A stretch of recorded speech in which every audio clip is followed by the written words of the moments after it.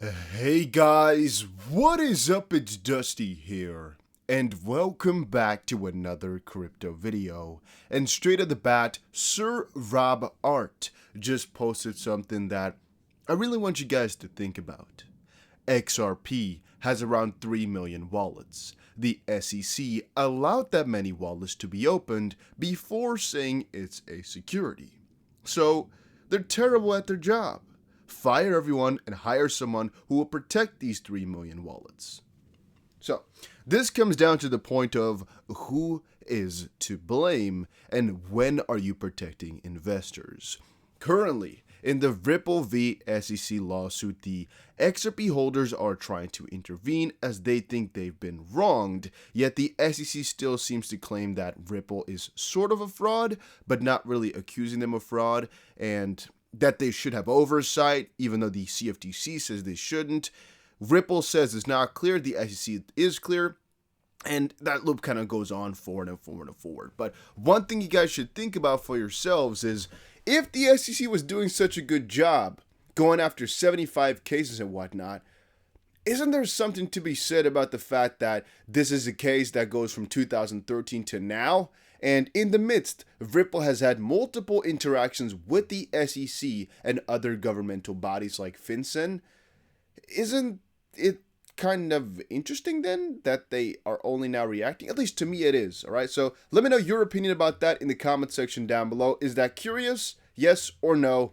And guys, if you're looking for a platform to trade on, make sure you check out Bybit. A link is down below, because there's $1,600 worth of bonuses right now.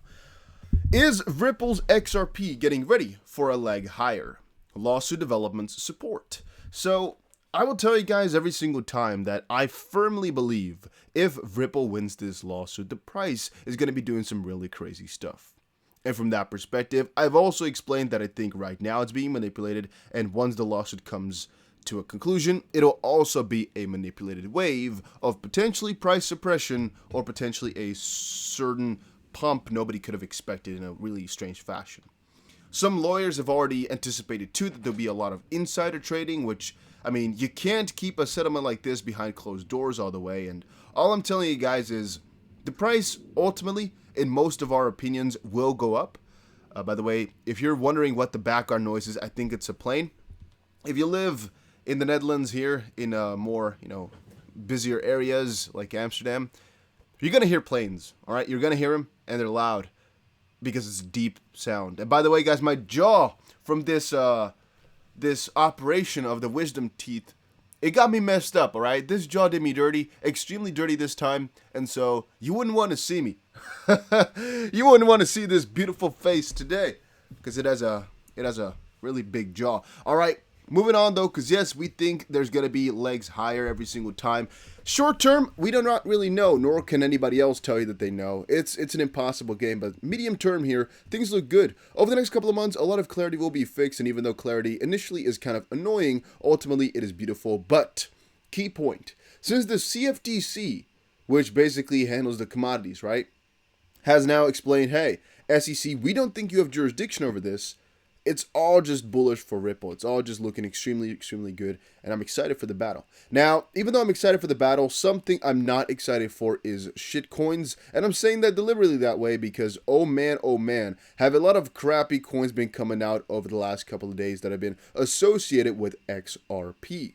I told you before, I think that coins that do airdrops in the XRP regard are going to eventually become memes, and people are just going to do that because they can see quick money. But for right now as well, I'm not exactly sure how these things are given out, but they're using the XRP hashtag.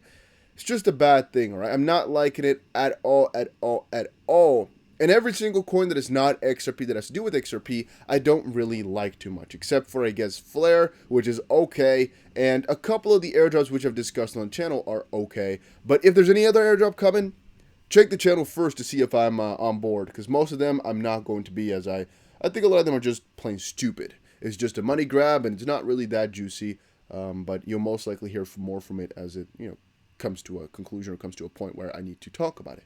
But I always give you guys my uncensored, honest opinion about these airdrops because why not? Then Brad Garlinghouse slams the SEC for going back on the Ethereum non-security status. This kind of has to do with what I said at the start of the video, which is basically that right now the clarity is at an all-time low, I would say. Nobody knows, does the SEC or the CFTC have clarity? Nobody knows what has already been established. Nobody knows exactly what can classify something as something else, and nobody knows exactly who can, basically make the new rules about that either, because everything is unclear right now. Now, I would say that the Ripple lawsuit is misplaced. I even put that over on Twitter right now, saying that I don't think they made the right choice to sue Ripple, but most likely it was convenience sake that they did it for. Yet Ripple still claims that this was their best year, which is pretty funny. Moving on, SBI sold out its first digital bond with XRP baked in. Okay, there we go. With XRP baked in as a benefit for holder in 2 hours. Now, a tokenized real estate offering closes this Friday, and again, XRP was baked in as part of the sales. We'll talk more on this in today's video. Follow the leader, Gary Gensler. I'm not exactly sure why people want other people to follow Gary Gensler. It's not like his Twitter is very useful, but yeah, whatever. Real estate STO requirement start commemoration. XRP will be presented to everyone by purchasing the target product.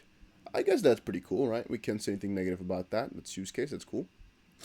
Then Robert Art also posted something else, which I thought was pretty funny. My friends and I, in the coming months, $7 to $13 XRP and new XLM highs. It's just like, how are we gonna transfer all this money around the world? What are we gonna do? We gotta put it somewhere, right?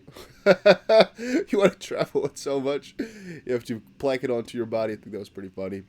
It's not realistic, I guess, but it is pretty funny. I like.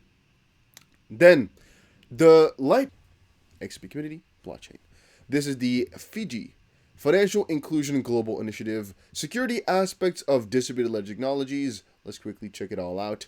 The Financial Inclusion Global Initiative is a 3-year program implemented in partnership by the World Bank Group, the Committee on Payments and Market Infrastructures, and the International Telecommunication Union, funded by the Bill and Melinda Gates Foundation to support and accelerate the implementation of country-led reform actions to meet national financial inclusion targets and ultimately the Global Universal Financial Access 2020 goal.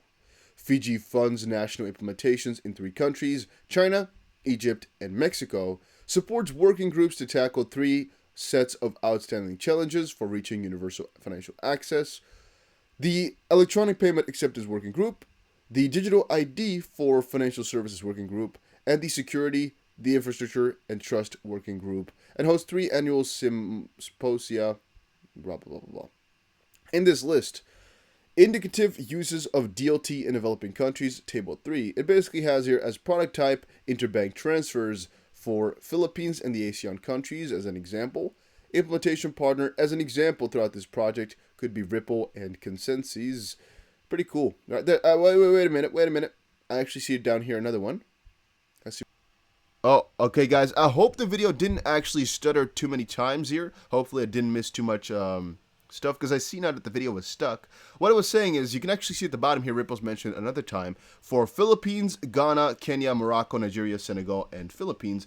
Makes us wonder, do they already have a connection with all of those? I mean, we have, as an example, Ripple, BitPesa, A-Peso, and a currency. But that is interesting, though. That is interesting. And the rest, I guess, just kind of points towards the obvious, so we don't need to read that. And then Mr. Intuitive posted, which also comes together with the story of a little bit earlier, where we talked about more people on-ramping, I think right here. Look at this. A lot of new XRP holders packing smaller bags. This creates stability and gets more hodlers. Need the little guy to get in and hodl, can't just depend on these whales. And what that basically is referring to is the fact that this showcases how big the wallets are of the people and how much XRP is in there and whatnot. And it basically shows, as you can hopefully see if it were to load in, this is, by the way, the MacBook Pro doing its thing. I don't like the technology still. I'm not having the best time, but alright. It basically shows that these smaller wallets right now are all gathering XRP. If you compare it to a couple of months ago, the end of May to now, the smaller ones are accumulating. And even though this obviously has to do with the big wallets and the fact that people are most likely just taking the money from Binance and putting it into their self-custody or something along those lines, it is something pretty funny to see, right? You can't really say anything negative about this. It is transfers to smaller wallets, which is, I guess, relatively good. I'm not sure exactly what negative you can say about that, so All I can say is I'm happy. Charlie says, Mr. Intuitive, I completely agree. The growing number of small accounts tells me there are many people who made that commitment and will likely join the buying when the FOMO kicks in. Tremendous potential, by Charlie. Yeah, I mean, pretty good, pretty juicy. By the way, if you're wondering where you can buy XRP in the United States, I made a video about that a little while ago. You can actually check that out for yourself. I think a lot of people are still wondering about that. But a lot of these top wallets are not owned by one entity. They're basically hosted by one entity like Coinbase, Binance, and whatnot. But even Coinbase right now still holds a ton of XRP for their customers. And Binance, obviously, they have a lot of customers in a different regard. Because Coinbase has custody customers. Binance has partially custody, but mostly just exchange users, but they all have it locked up in maybe, let's say, for example, 5 different XRP wallets with a lot of different smaller accounts. And so those are also in this top list, which if this goes down, either one of those wallets has gone away or a lot of them have dumped it. But most of the time it's just people withdrawing a lot of XRP, which is also good though. Guys, that was it for today's video. Hopefully y'all enjoyed it. If you did, make sure you press the like button and subscribe. And oh yes, guys, we are extremely bullish about the future of Ripple and XRP.